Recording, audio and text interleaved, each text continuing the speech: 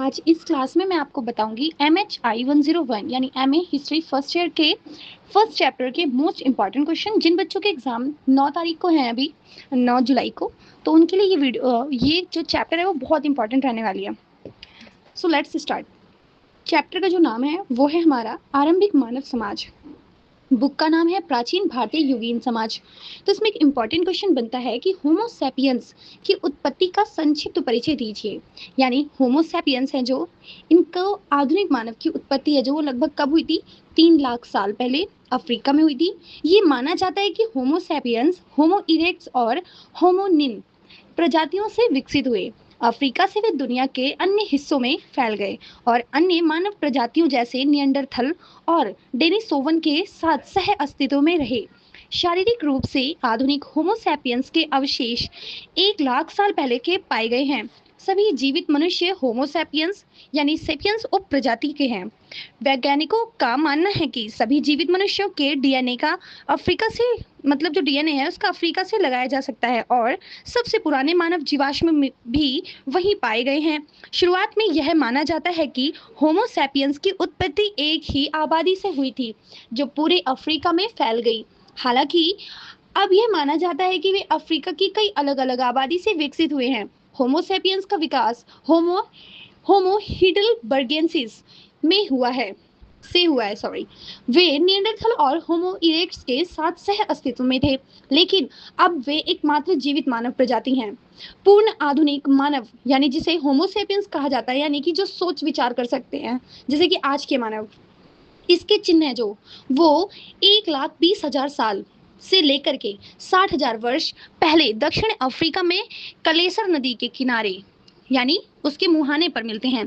लगभग 90,000 साल पहले उनका आगमन पश्चिम एशिया में हुआ।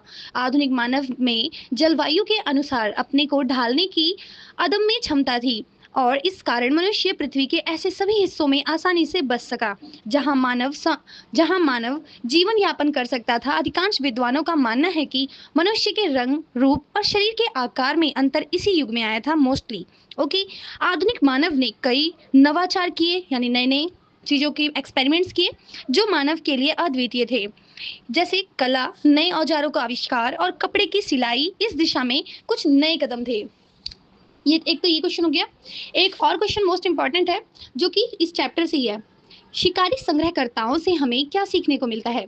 तो 12,000 वर्ष पहले तक लगभग पूरी मानवता शिकारी और संग्रहकर्ता के रूप में ही जीवन व्यतीत कर रही थी। वे आधुनिक शहरी जीवन के बिल्कुल विपरीत ध्रुव पर खड़े थे। वे छोटे छोटे समूहों में रहते थे स्टार्टिंग में और उनके पास कोई केंद्रीकृत सत्ता या स्थायी सेना नहीं थी। वे बिना युद्ध के और बिना ज़्यादा हिंसा के अपनी समस्याओं का समाधान कर लेते थे। साधारण प्रौद्योगिकी जैसे लकड़ी, हड्डी, पत्थर, रेशेदार वस्तु के जरिए वे अपनी जरूरतों को पूरा कर लेते थे। वे अपना भोजन 2-3 घंटों में ही इकट्ठा कर लिया करते थे। इसलिए अमेरिकी मानव शास्त्री हैं एक मार्शल साहलिंस। उन्होंने कहा कि मौलिक समृद्ध समाज मानते हैं। मतलब कि जो ये मार्शल सालिंस हैं ये उन लोगों को मौलिक समृद्ध समाज मानते हैं जो कि अच्छे से रहते थे। शिकारी संग्रहकर्ता अपने पर्यावरण को नुकसान पहुंचाए बिना जीवन यापन करते थे।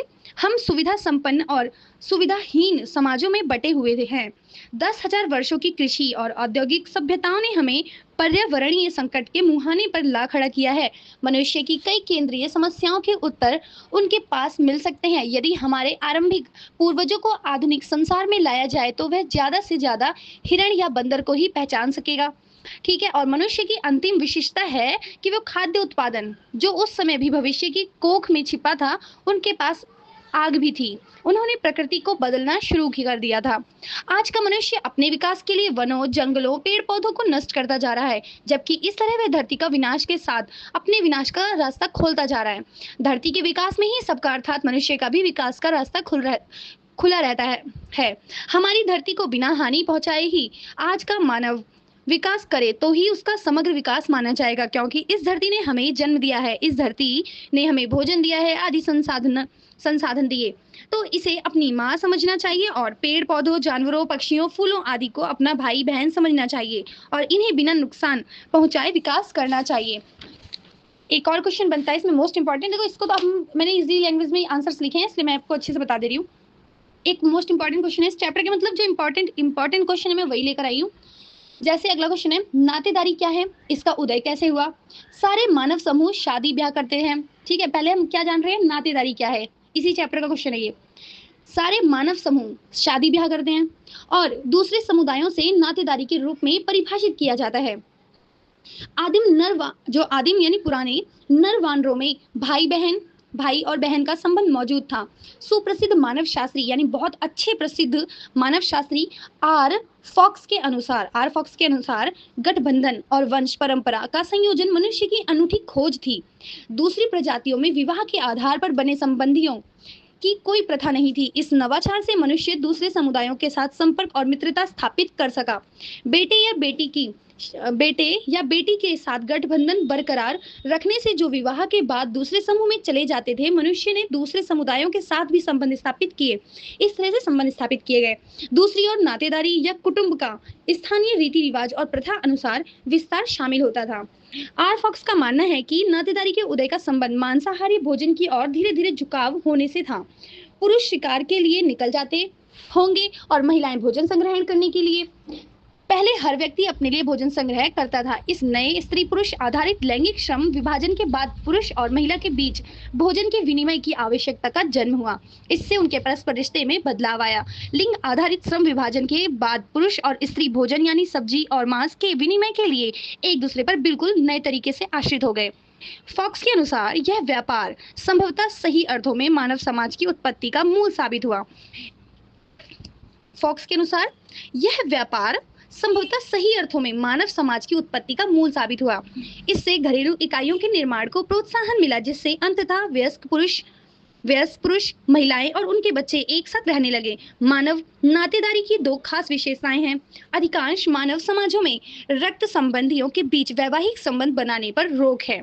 इसलिए मनुष्य ने एक निश्चित समूह के बाहर विवाह करने की प्रथा स्थापित की, ताकि दूसरे समूह से संबंध स्थापित करने में मदद मिले। एक ये क्वेश्चन था इंपॉर्टेंट, नातेदारी क्या है। और एक क्वेश्चन है आपका इसमें, मानव विकास की प्रक्रिया में भाषा ने किस प्रकार से क्या भूमिका निभाई, कि जो मानव का विकास है उसमें भाषा की क्या इंपॉर्टेंस थी, प्रासंगिकता थी। तो अभी इसके बारे में जानते हैं हम। भाषा अर्थात बातचीत करने की क्षमता मनुष्य की एक अभिन्न विशेषता है। भाषा मनुष्य की अनुपम थाती है। मनुष्य द्वारा निकाली जाने वाली सार्थक ध्वनियों की सीमा अनंत है। विश्व की सभी भाषाओं के शब्दकोशों की कल्पना करें तो यह बात अपने आप स्पष्ट हो जाएगी। प्रत्येक सार्थक ध्वनि के लिए एक अलग शब्द निर्धारित होता है। इसलिए भाषा को मनुष्य का अनुपम साथी माना जाता है। भाषा की उत्पत्ति का इतिहास अतीत के अंधेरे में खोया हुआ है। 1,50,000 वर्ष यानी 1.5 लाख वर्ष पहले मनुष्य शरीर रचनात्मक रूप से की गई स्थिति में आ गया। हम यह जानते हैं कि लगभग 40,000 वर्ष पहले यूरोप में पाए जाने वाले आधुनिक मानव के पास भाषा थी। जब एक समूह प्रतीकात्मक सोच विकसित करता है तो कला का जन्म होता है वहां से धीरे धीरे। इसी कारण कला और भाषा एक दूसरे को प्रभावित करती हैं। दोनों ही प्रकार के प्रतीक किसी एक व्यक्ति की नहीं बल्कि पूरे समाज की सृजन प्रक्रिया का परिणाम होते हैं। कला मानव की अनुपम देन है। पूरी दुनिया में मानव ने अपने कलाकृतियों की छाप छोड़ी है।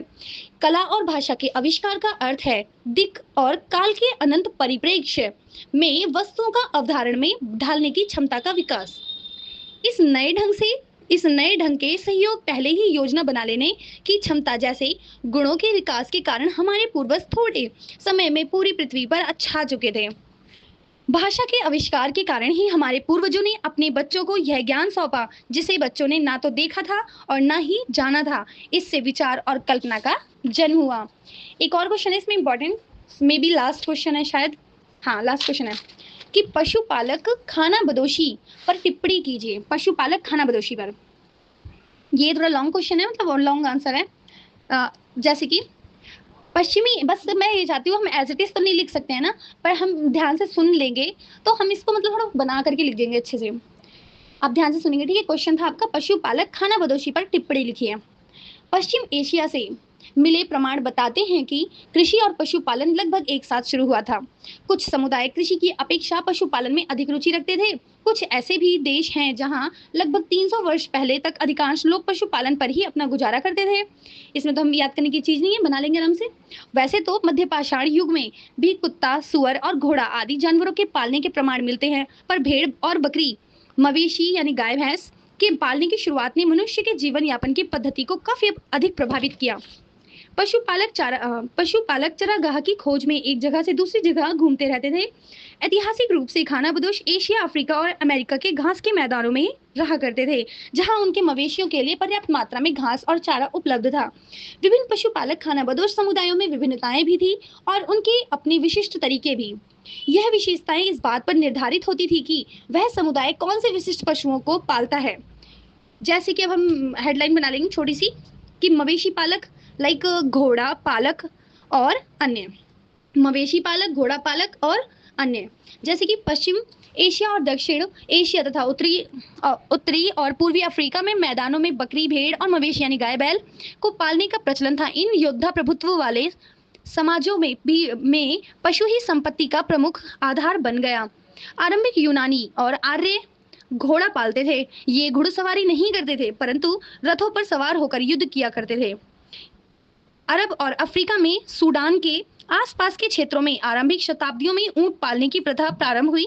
सच्चा खानाबदोश गरीब होता है, ज्यादा संपत्ति उसके लिए भार होती है, क्योंकि उसके पास उतना ही सामान होना चाहिए जितना वो ढो सके, क्योंकि वो लोग चेंज करते रहते हैं। इसमें एक और क्वेश्चन है इंपॉर्टेंट, कृषि ने मानव समाजों को कैसे प्रभावित किया। मैं सारे आंसर्स इसलिए करवा दे रही हूँ कि मतलब बना सकते हैं हम सारे आंसर्स को सुनकर भी, मतलब अगर इस चैप्टर से क्वेश्चन आता है तो हमने सुन रखा होगा तो हम कुछ लिख पाएंगे, छूटना नहीं चाहिए कोई। कृषि ने मानव समाजों को कैसे प्रभावित किया। कृषि ने कैसे प्रभावित किया। ग्राम संस्कृति का जन्म हुआ और जनसंख्या में वृद्धि हुई और बस्तियों का विस्तार हुआ, जनजातीय समुदायों का उदय हुआ। ये मैं सब टॉपिक बता रही हूँ। और नई महामारियां और बीमारियां आ गई, फिर व्यवस्था के नए रूप और विवाद उत्पन्न हुए। अब इनको डिफाइन करना है तो मैं थोड़ा सा कर देती हूँ। कृषि की शुरुआत और दुनिया के बड़े हिस्सों में इसके प्रसार ने मानव समाज पर दूरगामी प्रभाव डाले। पहला, ग्राम संस्कृति का जन्म हुआ। इसमें हम लिख सकते हैं कि शिकार और संग्रहण के विपरीत खेती करने के लिए किसानों को एक ही स्थान पर लंबे समय तक रहना पड़ता था। फिर उसे बीज बोना पड़ता था, पौधों में पानी डालना पड़ता था, मतलब देना पड़ता था। पशुओं और पक्षियों के छोटे छोटे पौधों को बचाना होता था उनसे, मतलब पक्षियों से। और 4-6 महीनों में फसल काटने के लिए तैयार हो जाती थी। तो इसका मतलब यह हुआ कि उन्हें शिकार और संग्रहण के विपरीत कृषि में एक जगह रहने की बाध्यता थी।